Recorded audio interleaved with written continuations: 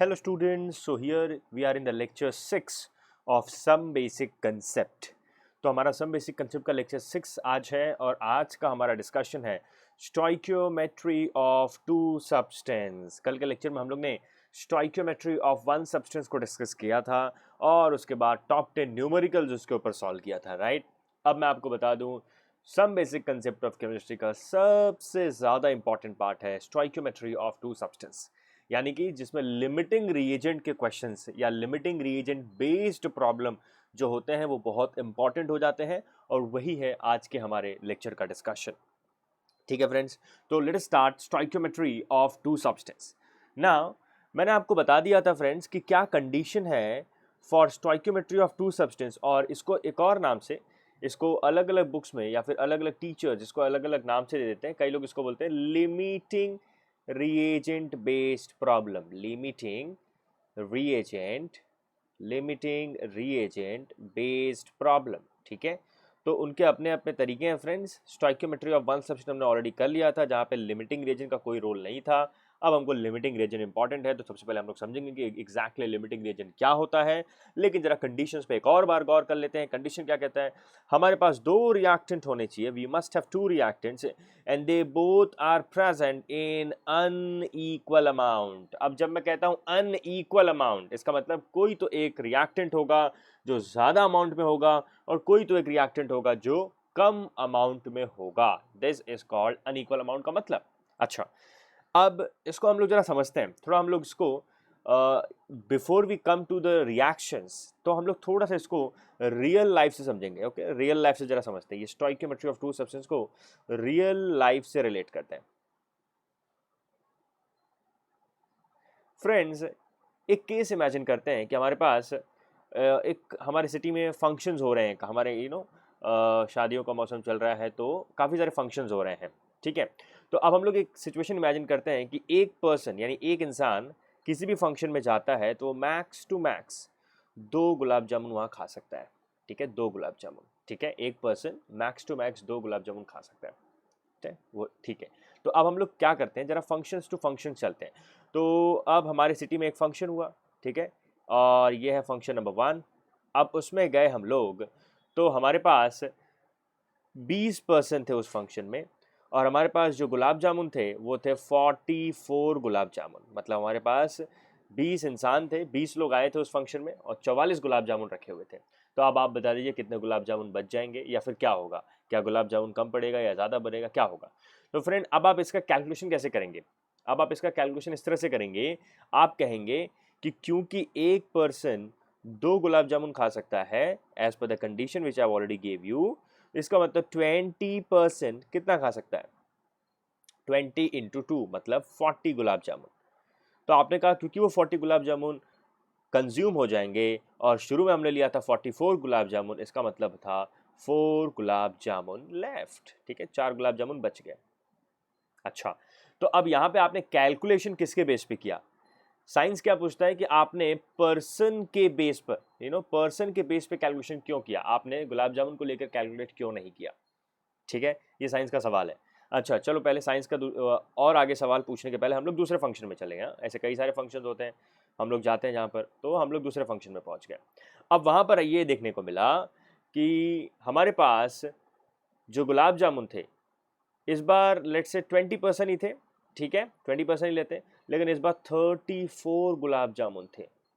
अच्छा, तो अभी आप तुरंत बता देंगे कितना गुलाब जामुन लेफ्ट हो जाएगा, या फिर क्या लेफ्ट होगा, क्या ज़्यादा ओवर कंजम्पशन हो गया, क्या बचेगा नहीं, क्या किसी को मिलेगा नहीं, ये सारे कैलकुलेशन अभी करना है। तो ठीक है फ्रेंड्स, अब आइए यहाँ पे 20% है 34 गुलाब जामुन। अच्छा, मैंने आपको ऑलरेडी कंडीशन दे रखा हुआ है कि जब भी हम आपके पास 2 गुलाब जामुन है मतलब एक पर्सन उसको कंज्यूम करने वाला है। अभी आपके पास कितना गुलाब जामुन है फ्रेंड्स, 34 गुलाब जामुन। तो फ्रेंड्स, कितने पर्सन होंगे जो उसे कंज्यूम करेंगे, ये 17% उसे कंज्यूम करने वाले हैं। इसका मतलब 3%, यानी कि 3 ऐसे लोग होंगे जो गुलाब जामुन को कंज्यूम नहीं कर पाएंगे। इसका मतलब अब इंपॉर्टेंट साइंस हमसे क्वेश्चन क्या पूछता है कि अब आपने गुलाब जामुन के बेस पे कैलकुलेशन क्यों किया। ठीक है, पहले आपने क्या किया था, पहले आपने पर्सन के बेस पे कैलकुलेशन किया, अब आपने गुलाब जामुन के बेस पे कैलकुलेशन किया। अब ये एक सवाल साइंस ने हमसे पूछा है। अच्छा, अब ये साइंस के अगले सवाल के पहले हम लोग एक तीसरे फंक्शन में चले गए, ठीक है, हम लोग एक तीसरे फंक्शन में चले गए, एक और फंक्शन हुआ, ऐसे कई सारे फंक्शन होते हैं जहाँ हम लोग खाना खाने जाते हैं, ठीक है। तो अब ये तीसरे फंक्शन में क्या हुआ, इस बार 20% मतलब 20 लोग थे और 40 गुलाब जामुन थे। तो फिर क्या होगा, क्या गुलाब जामुन बचने वाला है, क्या उसका ओवर कंजम्पशन होगा, क्या ये सबको डिस्ट्रीब्यूट हो जाएगा, देखते हैं। तो हमें मालूम है कि एक पर्सन 2 गुलाब जामुन कंज्यूम करने वाला है, तो 20% कितने करेंगे, 40 गुलाब जामुन। ओके, और हमारे पास थे भी 40, मतलब सारे के सारे कंज्यूम होने वाले, कुछ बचने वाला नहीं है। अब ये एक आइडियल सिचुएशन है, राइट, ये एक आइडियल सिचुएशन है या नॉर्मल सिचुएशन भी बोल सकते हो एक्चुअली, कि आपके पास जितने लोग थे उतने कंजम्पशन के लिए लोग भी थे, ठीक है। अच्छा, लेकिन यहाँ पे देखिए फ्रेंड, यहाँ पे हैव अ लुक, यहाँ पे जरा ध्यान से देखिए। अब आपके पास यहाँ पर कौन कम था फ्रेंड, यहाँ पे कौन कम था, कौन कम पड़ रहा था, यहाँ पे पर्सन यानी कि लोग कम पड़ रहे थे, यस। यहाँ पे कौन कम पड़ रहा था फ्रेंड, यहाँ पे गुलाब जामुन कम पड़ रहा था। तो आपने अपना कैलकुलेशन किसके बेस पे किया, यहाँ पे पर्सन के बेस पे किया जो कम है, और यहाँ पर आपने अपना कैलकुलेशन किसके बेस पे किया, गुलाब जामुन के बेस पे किया, क्योंकि वो वहाँ कम है। तो इन शॉर्ट कहने का मतलब क्या है, जो कम है उसके बेसिस पर कैलकुलेशन करना है, we have to do the calculation on that substance which is available in the less quantity।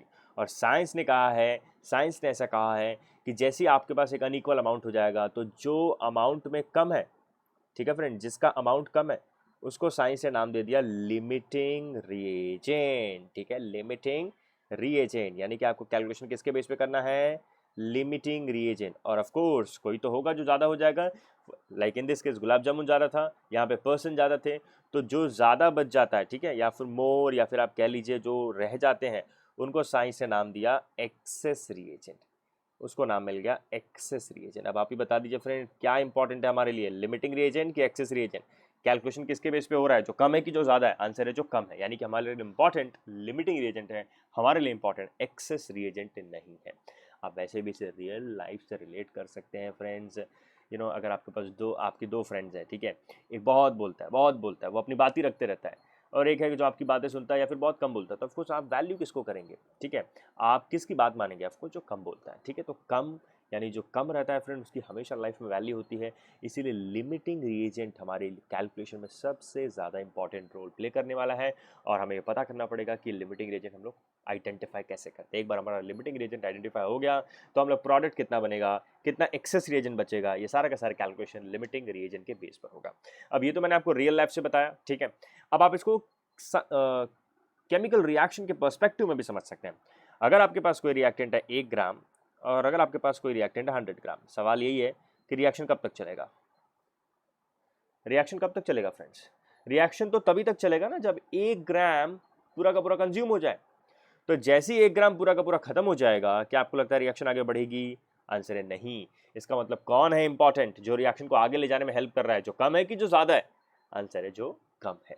इसलिए याद रखो, जो कम है उसकी वैल्यू होती है। इस वजह से स्टोइकियोमेट्री ऑफ टू सब्सटेंस में लिमिटिंग रिएजेंट आइडेंटिफाई करना एक बहुत बड़ा टास्क है। वैसे उसे निकालने का तरीका सिंपल है, अभी हम लोग उसे सीखने जा रहे हैं, उसे कैसे निकालते हैं। एक बार आपने लिमिटिंग रिएजेंट निकालना सीख लिया, फिर स्टोइकियोमेट्री ऑफ टू सब्सटेंस बहुत डिफिकल्ट पार्ट नहीं है, it's not a very difficult part, ठीक है।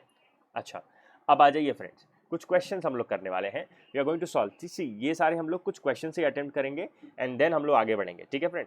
सबसे पहले हमें ये देखना पड़ेगा कि ये हम लोग लिमिटिंग रिएजेंट आइडेंटिफाई कैसे करते हैं। देखिए, बाकी सारे मेथड सेम रहने वाले हैं, बाकी सारे मेथड सेम रहने वाले हैं। कैसे सेम रहने वाले हैं, चलिए पहला क्वेश्चन हमारे सामने आ चुका है। Find mass of carbon dioxide produce from 5 gram of carbon and 5 gram of oxygen.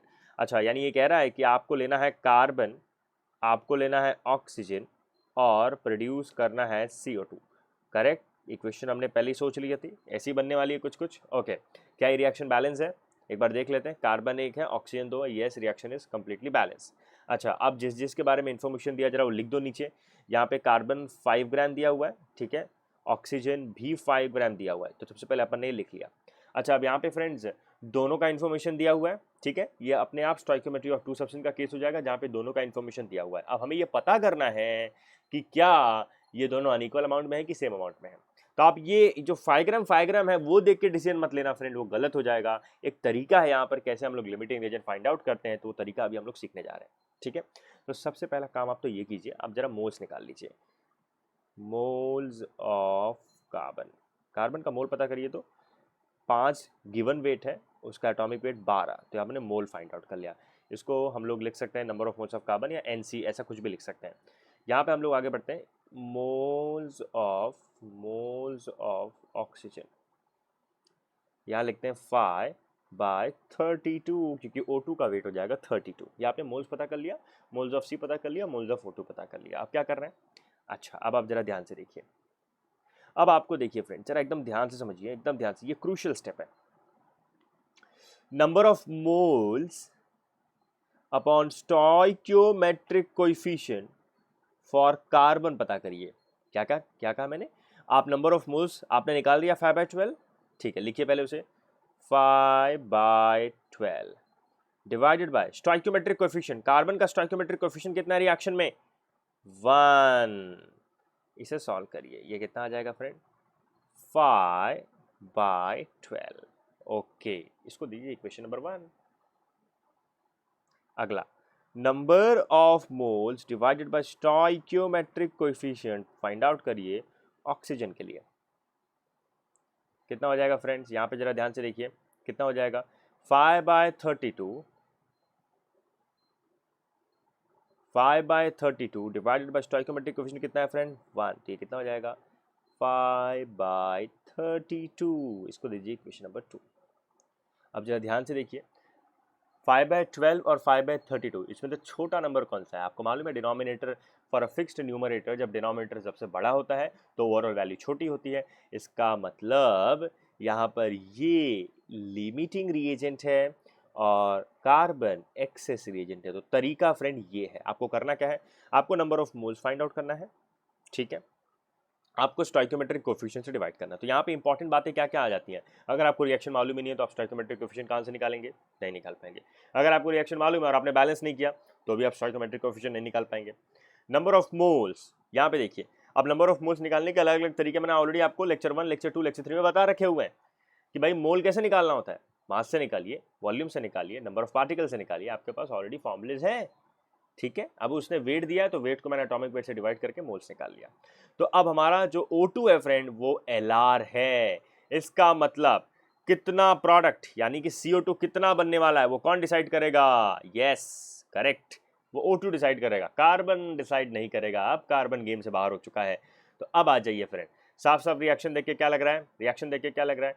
1 mole of O2 is giving you 1 mole of CO2, ठीक है, साफ साफ दिख रहा है रिएक्शन देख के। 1 mole of O2 is giving you 1 mole of CO2। अच्छा, ठीक है, अब देखिए 1 मोल ऑफ O2 को हम लोग कन्वर्ट कर देते हैं उसके मास में, मतलब 32 ग्राम। क्यों किया मास में कन्वर्ट? क्योंकि मुझे O2 का मास दिया हुआ है। 1 मोल ऑफ CO2 को भी मास में कन्वर्ट करते हैं। क्यों कर रहे हैं मास में कन्वर्ट? क्योंकि उसने मास पूछा है, जैसा पूछा है आपको वैसा वैसा क्वेश्चन में कन्वर्ट करना पड़ेगा। 44 ग्राम इसका मॉलिक्यूलर वेट होता है। अब O2 दिया कितना है क्वेश्चन में? यहां तक जो मैंने लिखा है फ्रेंड, ये क्या है? ये है आपका concept, this is your concept. अब आता है क्वेश्चन। तो हमारे पास क्वेश्चन में तो 5 ग्राम है, तो उससे कितना बनेगा? लेट्स से x बना। x को सॉल्व करना कोई बड़ी बात है क्या? नहीं। 5 into 44 डिवाइडेड बाय 32। यस, अब आप इसे सॉल्व कर लेंगे, आपका आंसर आ जाएगा ग्राम में कि भाई कितना कार्बन डाइऑक्साइड प्रोड्यूस हुआ वो आपको पता चल जाएगा। I think it's easy to solve. तो मेथड समझिए फ्रेंड, सबसे पहले आप क्या करेंगे? आप नंबर ऑफ मोल्स को फाइंड आउट करेंगे, ठीक है, आपको बैलेंस इक्वेशन के साथ साथ उसे number of moles find out करना है। देन आप उसको डिवाइड करके नंबर ऑफ मोल्स को स्टोइकियोमेट्रिक कोएफिशिएंट से डिवाइड करके आप क्या करेंगे फ्रेंड्स? आप एक नंबर निकालेंगे और दोनों रिएक्टेंट के नंबर को कंपेयर करेंगे।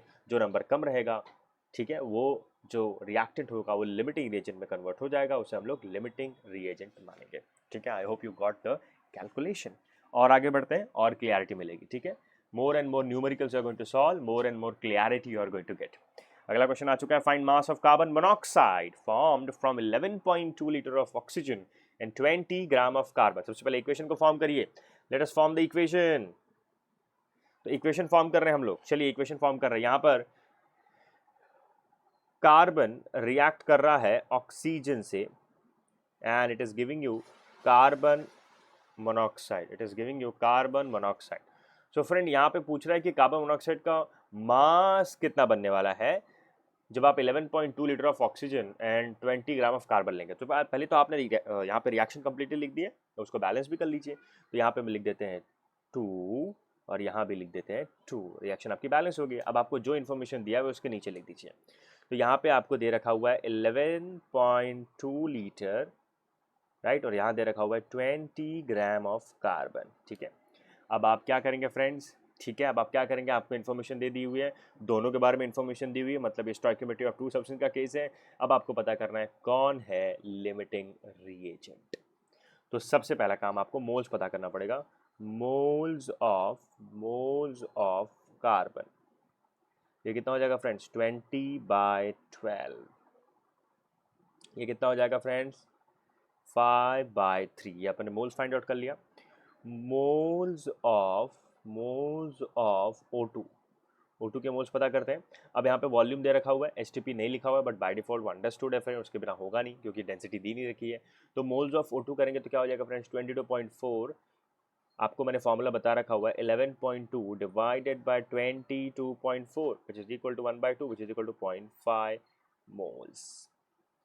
अब आपने मोल्स फाइंड आउट कर लिया। अब अगला काम क्या करना है friend, number of moles divided by stoichiometric coefficient आपको कार्बन के लिए फाइंड आउट करना है। तो चलो करते हैं।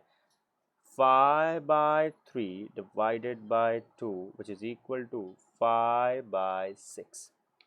Number of moles divided by stoichiometric coefficient of O2 find out करना है। यहाँ पे हो जाएगा friends 0.5 divided by 1 which is equal to 0.5। इसको भी सॉल्व कर लेते हैं हम लोग फ्रेंड्स। कितना हो जाएगा ये, यहाँ पर हम लोग ले लेते हैं 0. ये कितना हो जाएगा, ठीक है, 0.8 3 ऐसा कुछ तो आंसर आएगा।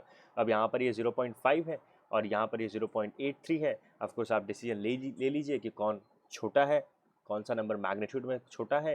तो यहाँ पर ये छोटा नंबर है, O2 छोटा नंबर है, मतलब ये वाला LR हो जाएगा और ये वाला फ्रेंड्स ER हो जाएगा। ठीक है फ्रेंड, तो इस तरह से हमने डिसीजन ले लिया। अब पूरा का पूरा कार्बन मोनोऑक्साइड जो बनने वाला है वो किसके बेस पे बनने वाला है फ्रेंड, वो ऑक्सीजन के बेस पे बनने वाला है। इसका मतलब अब हमारा कार्बन गेम से बाहर हो चुका है। तो अब आ जाइए ऑक्सीजन के बेस पे डिसीजन लेते हैं। तो रिएक्शन की शक्ल देख के क्या पता चल रही है friend, 1 mole of O2 is giving you 2 mole of CO। ये रिएक्शन की शक्ल देख के पता चल रही है। तो अभी 1 मोल ऑफ O2, अब जरा ध्यान से समझिए फ्रेंड, एकदम ध्यान से समझिए। 1 मोल ऑफ O2 को आपको किस डेटा में कन्वर्ट करना चाहिए कि आपको आंसर मिल जाए। यस, आपको 11.2 लीटर ऑक्सीजन ही वॉल्यूम दिया, तो इसको वॉल्यूम में कन्वर्ट कीजिए। 1 मोल का मतलब होता है 22.4 litre, gives you 2 mole of CO। अब देखो फ्रेंड, यहाँ पे बहुत इंपॉर्टेंट बात ये है कि कार्बन मोनोऑक्साइड का मास पूछा है, तो आप पहले तो कार्बन मोनोऑक्साइड का यहाँ पे मास लिख दीजिए एज पर कॉन्सेप्ट। तो कार्बन मोनोऑक्साइड का जो मॉलिक्यूलर वेट होता है वो 28 होता है। तो नंबर ऑफ मोल्स होता है given mass upon molecular mass. Number of moles है 2, गिवन मास हमें पता करना है। मास है उसका कार्बन का 12, ऑक्सीजन का 16, हो गया 28। ये हो गया फ्रेंड 56। तो यहाँ मैं लिख देता हूँ 2 मोल का मतलब होता है 56 ग्राम ऑफ CO। लेकिन हमारे पास कितना है फ्रेंड्स, 11.2 लीटर, यानी एग्जैक्टली हाफ है। तो ये भी कितना हो जाएगा, 28 ग्राम ऑफ CO। ये सीधा सीधा आपका आंसर हो जाएगा। मास ऑफ कार्बन मोनोऑक्साइड प्रोड्यूस होगा 28 ग्राम, दैट्स ऑल। ठीक है, तो इस तरह से हम लोग क्वेश्चंस करते हैं। और अभी क्वेश्चन मेरे पास है आपको समझाने के लिए। अब यहाँ पे एक हाइपोथेटिकल रिएक्शन है ना, अभी अब हाइपोथेटिकल रिएक्शन, ठीक है। अब इसमें कोई भी मॉलिक्यूलर वेट का तो कॉन्सेप्ट होगा नहीं। तो जरा क्वेश्चन को जरा देखते हैं। यहाँ पे जो आप ये देख रहे हैं, यहाँ पे ये मोल्स दे रखे हुए हैं, ठीक है, ये मोल्स हैं। क्योंकि ऑफकोर्स आपको मास नहीं लगेगा, क्योंकि A और B तो कोई रियल सब्सटेंस है नहीं, तो इनका मॉलिक्यूलर वेट होगा भी नहीं। तो अब ये हाइपोथेटिकल रिएक्शन और ये आपको मोल दे रखा हुआ है फ्रेंड। क्वेश्चन को पढ़िए, उसने एक बैलेंस इक्वेशन दे रखी हुई है और दोनों के बारे में इन्फॉर्मेशन दे रखा हुआ है। अब calculate moles of CD form, calculate moles of excess reagent left, ये उसका दो सवाल है। तो आप बेसिक से शुरू करिए। आप एक काम करिए, वापस से रिएक्शन लिखिए। रिएक्शन क्या कहता है, 3A plus 6B giving you 3C plus 5D। ठीक है, यहाँ पर ये दे रखा है उसने 9 मोल और ये दे रखा हुआ है 27 मोल। मोल आपको ऑलरेडी दे रखा हुआ है, तो आप तुरंत ये काम कर लीजिए। Number of mole divided by stoichiometric coefficient A के लिए फाइंड आउट कर लीजिए। नंबर ऑफ मोल्स कितना है, 9, स्टोइकियोमेट्रिक कोएफिशिएंट है 3, ये हो जाएगा फ्रेंड्स 3। ठीक है। Number of moles divided by stoichiometric coefficient B के लिए फाइंड आउट कर लीजिए 27/6। तो ये कितना हो जाएगा फ्रेंड, 3 2 ज़ा, ठीक है, 3 9 ज़ा, इस तरह से आपका हो जाएगा। 9/2 कितना होता है फ्रेंड, 4.5। ठीक है, ये आपने किया। अब बताइए, यहाँ पे 3 है, यहाँ पे 4.5 है, जो कम है वो आपका एल आर बन जाएगा। ये एल आर बन गया और ये क्या बन गया फ्रेंड्स, ई आर बन गया। बस अब इनको यहीं छोड़ दीजिए, अब इन नंबर्स का या इन कैलकुलेशन का कोई यूज़ नहीं है। जैसे ही ए एल आर हो गया, आप चुपचाप बी को काट दीजिए, क्योंकि हमारे किसी काम का नहीं है, हमें अननेसेसरी कन्फ्यूजन क्रिएट करके देने वाला है और कुछ नहीं करेगा। अब आप कैलकुलेशन कीजिए। Moles of C and D पूछा है तो आप ऐसा लिखिए फॉर सी। सी के लिए अगर ध्यान से देखें तो 3 मोल ऑफ ए से मुझे मिल रहा है 3 मोल ऑफ सी। हमने कितना ले रखा हुआ है फ्रेंड, हमने क्वेश्चन में कितना ले रखा हुआ है, 9 मोल। तो 9 से भी कितना बनेगा, 9 मोल बन जाएगा। सीधा सीधा यूनिटरी मेथड से आप सॉल्व कर लेंगे। जब 3 से 3 बन रहा है तो 9 से भी 9 ही बनेगा। ठीक है, तो ये सी का मोल्स कितना आ जाएगा फ्रेंड, सी का मोल आ जाएगा 9 मोल। अच्छा, अब डी के लिए करते हैं फ्रेंड। डी के लिए करते हैं फॉर डी। डी के लिए देखो फ्रेंड्स कैसे करना है अभी आपको। यहाँ पर अगर आप रिएक्शन को ध्यान से देखेंगे तो 3 मोल से, यानी कि 3 moles of A is giving you 5 moles of D. तो फ्रेंड आपके पास क्वेश्चन में कितना है, 9 मोल्स। इसको सॉल्व कर लीजिए, x हो जाएगा। तो x की वैल्यू कितनी हो जाएगी friend, x is equal to 9 into 5 divided by 3। 3 3 ज़ा 9, x इक्वल टू 15 मोल। तो ये आपका 15 मोल बनने वाला है डी का। डी के बनेंगे आपके 15 मोल। ये आपने पता कर लिया फ्रेंड, आपने एक सेगमेंट को सॉल्व कर लिया। अब आगे आ जाइए। अब वो पूछ रहा है calculate moles of excess reagent left. तो यहाँ पे हम लोग लिख देते हैं फॉर एक्सेस रिएजेंट, और एक्सेस रिएजेंट कौन है फ्रेंड, हमारा बी। तो फॉर बी ये हमारा एक्सेस रिएजेंट है। ठीक है, एक्सेस रिएजेंट लेफ्ट कितना बचा है वो पता करना है फ्रेंड जब भी अपन को। तो उसके लिए हम लोग क्या करेंगे फ्रेंड, पहले ये हम लोग पता करेंगे कि एक्सेस रिएजेंट या फिर लिमिटिंग रिएजेंट किस प्रोपोर्शन में रिएक्ट कर रहे हैं। ठीक है, तो अब जरा ध्यान से देखिए, रिएक्शन के according 3 moles of A, 3 moles of A is reacting with 6 moles of B। ये रिएक्शन के अकॉर्डिंग चल रहा है। 3 मोल 6 मोल के साथ रिएक्ट कर रहा है। ठीक है, 3 मोल A 6 मोल के साथ रिएक्ट कर रहा है। कहाँ से पता चला मुझे, रिएक्शन को देख के पता चला। ये देखो 3 मोल यहाँ पर है और 6 मोल यहाँ पर है। Agree, okay. अब हमने कितना ले रखा हुआ है, A के मोल्स कितने ले रखे हुए हैं, 9। तो 9 से कितना मोल रिएक्ट करेगा पहले ये पता कर लो। तो इसको सॉल्व करते हैं। x is equal to 9 into 6 divided by 3। 3 3 ज़ा 9, x इज इक्वल टू, यहाँ पे फ्रेंड हो जाएगा 18 मोल। अब ये फ्रेंड ये रिएक्ट करके जा चुका है। x equal to 18 mole, this is the reacted number of moles. ये रिएक्ट करके जा चुका है फ्रेंड्स। ठीक है, कैसे किया मैंने वापस से बताता हूँ। रिएक्शन को देखिए, 3 मोल 6 से रिएक्ट कर रहा है। अब आपको जिसका पता, जो एक्सेस रिएजेंट है वो कितना रिएक्ट कर रहा है वो मालूम करने के लिए आप उसे x ले लीजिए, और लिमिटिंग रिएजेंट का अमाउंट आपको ऑलरेडी क्वेश्चन में दे रखा हुआ है। तो x का वैल्यू आ गया 18 मोल। अच्छा, ये आपका जो मोल है वो रिएक्ट करके चला गया। आपने कितना लिया था, आपने 27 मोल लिए थे। तो क्या मैं ऐसा लिख दूं, moles of B, moles of B left is equal to 27 minus 18। ठीक है फ्रेंड, सीधा सीधा 9 मोल आपके बच जाएंगे। तो यहाँ पर आंसर आ जाएगा moles of excess reagent left, का मतलब हो गया 9 mole of excess reagent is going to left. I hope you got the explanation. कुछ फॉर्मूले याद रखने की जरूरत नहीं है, फटाफट आपका आंसर आ जाता है। ठीक है, it will not going to take more than 15 और 20 second to solve excess reagent के क्वेश्चन। अगले क्वेश्चन की तरफ बढ़ते हैं, स्टोइकियोमेट्री ऑफ टू सब्सटेंस की। क्वेश्चन कैसे कहता है, हमारे पास 2 और क्वेश्चन है। यहाँ पे क्वेश्चन क्या कहता है friend, 40 kilogram of N2 and 10 kilogram of H2 are mixed to produce NH3। Calculate the NH3 formed and any reagent left. मतलब कोई रिएजेंट जो लेफ्ट है वो कितना बचा वो भी पता करो। ठीक है, सबसे पहले आप स्टैंडर्ड इक्वेशन तो लिखिए, N2 plus 3H2 gives you 2 ammonia, correct. N2 plus 3H2 gives 2 ammonia. ये हमने बैलेंस इक्वेशन लिखी है, बहुत फेमस इक्वेशन है, Haber process of manufacturing ammonia है, बहुत फेमस रिएक्शन है। अच्छा, अब जो अमाउंट दे रखा हुआ उसको लिखिए। N2 यहाँ पे 50 किलोग्राम है, लिख दीजिए 50 किलोग्राम। और यहाँ पर कितना है फ्रेंड, 10 किलोग्राम है। क्योंकि इंडस्ट्रियल प्रोसेस है इसलिए एक अच्छा खासा अमाउंट भी यूज़ हो रहा है। Are mix to produce ammonia, तो अमोनिया बनाने में लग रहा है। Calculate the ammonia form. ठीक है, सबसे पहले हम मोल्स में कन्वर्ट कर लेते हैं। ठीक है, तो अगर हम लोग moles of N2 find out करेंगे, मोल्स ऑफ N2, क्या हो जाएगा फ्रेंड्स, देखिए आप यहाँ पे गिवन वेट 50,000 लिखूँ चलेगा, यस, क्योंकि N2 आपका जो वेट आने वाला है वो ग्राम में है, तो इसको इस तरह से लिख देते हैं, डिवाइडेड बाय 28 N2 का मॉलिक्यूलर वेट।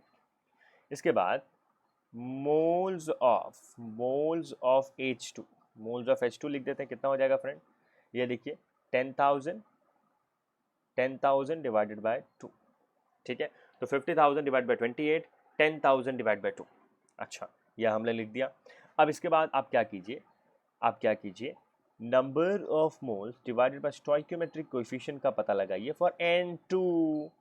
तो नंबर ऑफ मोल्स देखिए friend, 50,000 divided by 28 divided by 1, which is equal to 50,000 divided by 28।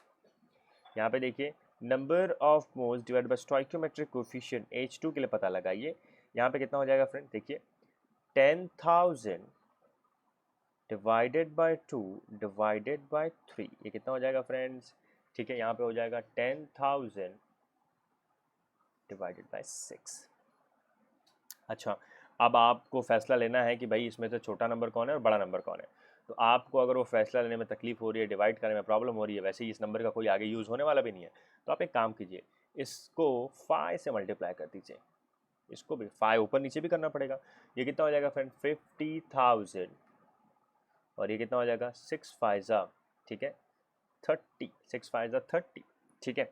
अब आप देखिए फ्रेंड, एक आ रहा है 50,000 डिवाइड बाय 28 और एक आ रहा है 50,000 divide by 30 for a fixed numerator. जिस डिनोमिनेटर की वैल्यू ज़्यादा होगी ओवरऑल वैल्यू कम होगी। इसका मतलब ये जो नंबर है फ्रेंड, ये जो नंबर है वो कम है।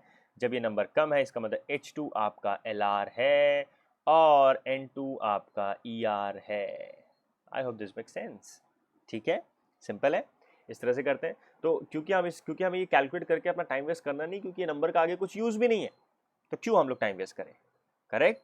इसलिए हमने पता लगा लिया भाई H2 हमारा LR है। अब कितना अमोनिया बनेगा वो कौन डिसाइड करेगा, नाइट्रोजन नहीं करने वाला, वो कौन करेगा फ्रेंड, H2 डिसाइड करने वाला। तो चलो फटाफट इसको सॉल्व कर देते हैं। अब रिएक्शन की शक्ल देखिए तो पता चलता है यहाँ पर 3 मोल H2 2 मोल अमोनिया फॉर्म कर रहा है, ठीक है। तो 3 मोल जब 2 मोल फॉर्म कर रहा है तो एक काम करो, इसको वेट में कन्वर्ट कर लो।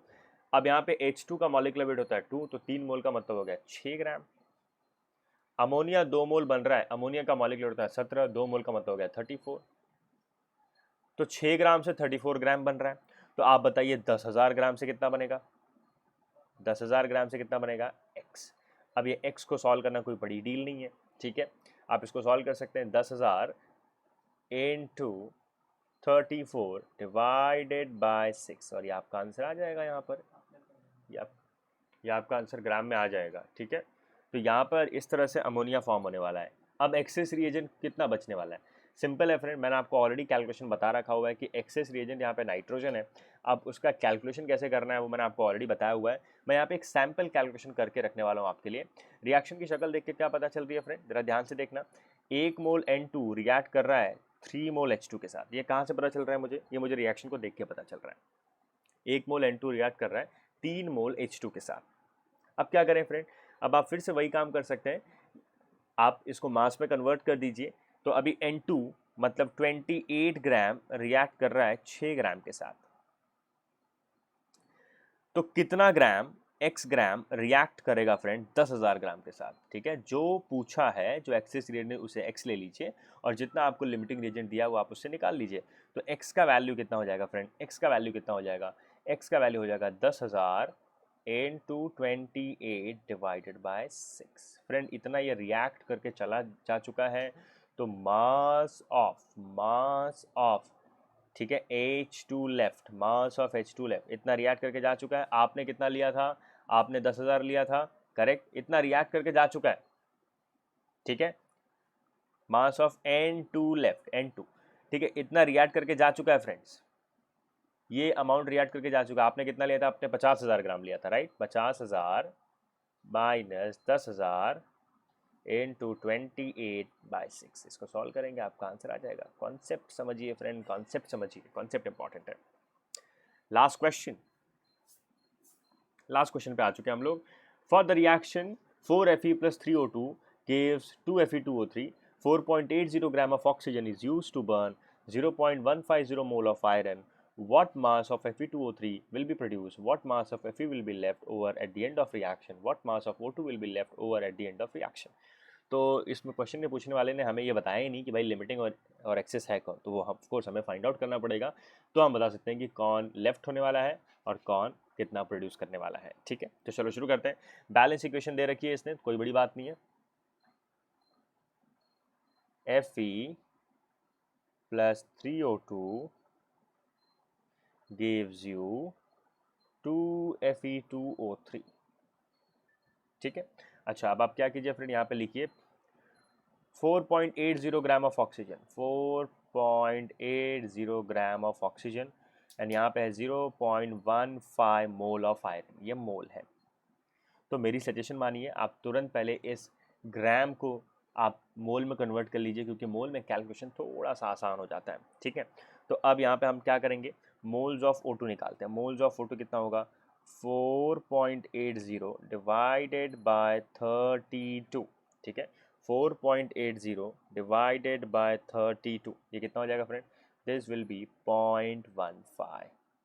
अब आप बोलोगे नहीं सर ये देखो ये भी सेम है, ये भी सेम है, ऐसा कुछ नहीं है। अभी रुक जाओ फ्रेंड्स, अभी रुक जाओ, अभी हमारा लिमिटिंग रीजन हमने फाइंड आउट नहीं किया। तो लिमिटिंग रीजन फाइंड आउट ऐसे करेंगे, number of mole divided by stoichiometric coefficient for iron which is equal to 0.15 divided by 4। अगला, number of moles divided by stoichiometric coefficient of oxygen which is equal to 0.15 divide by 3।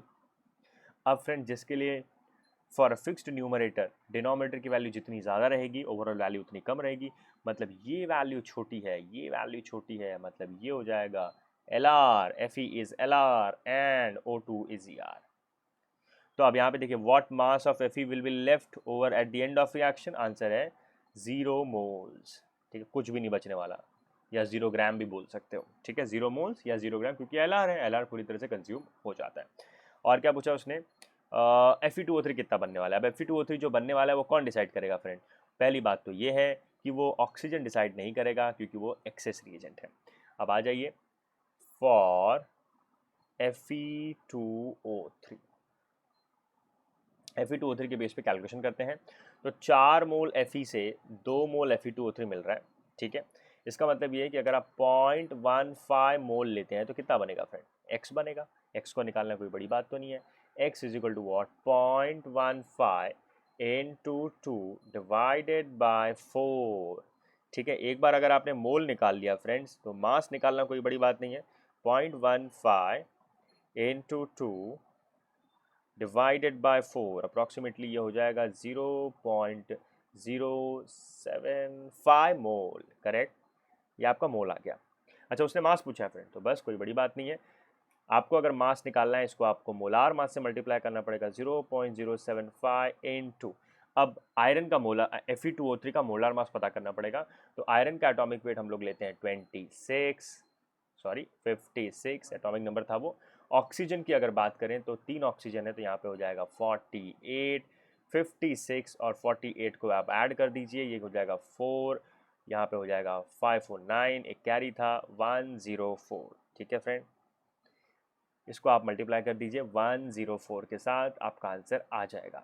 इतना मास produce होने वाला है।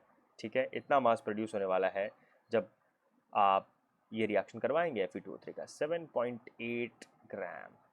ये आपने Fe2O3 का मास पता कर लिया। LR 0 मोल्स आयरन बचने वाला है। अब O2 कितना बचेगा वो भी कर लेते हैं हम लोग। O2 कितना बचेगा, तो यहाँ पे लिखते हैं फॉर O2। तो अभी जरा ध्यान से देखिए, रिएक्शन की शक्ल देखिए फ्रेंड, रिएक्शन की शक्ल देखिए। यहाँ पर 4 मोल आयरन रिएक्ट कर रहा है 3 मोल ऑक्सीजन से। तो अभी जो एक्सेस है वो कितना मोल रिएक्ट करेगा वो पता कर लेते हैं।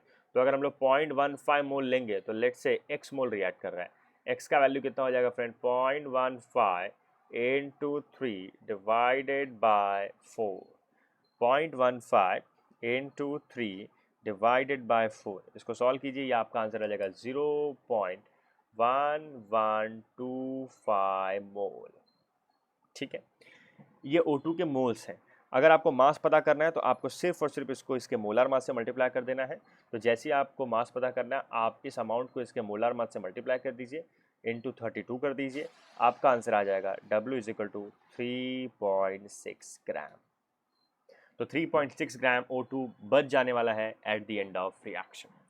तो ये था फ्रेंड पूरा का पूरा discussion stoichiometry of two substance का। यहाँ पे मैंने 5 न्यूमेरिकल्स लेके ये आपको कॉन्सेप्ट समझाने की कोशिश की है। नेक्स्ट सेशन में हम लोग टॉप 10 न्यूमेरिकल सॉल्व करने वाले हैं based on stoichiometry of two substance. ठीक है, सो आई होप आपको समझ में आया होगा ये पूरा का पूरा वीडियो। अगर आपको वीडियो अच्छा लगा है तो प्लीज़ इसे लाइक करें, इसे शेयर करें और हमारे चैनल को ज़रूर सब्सक्राइब करें। Thank you so much.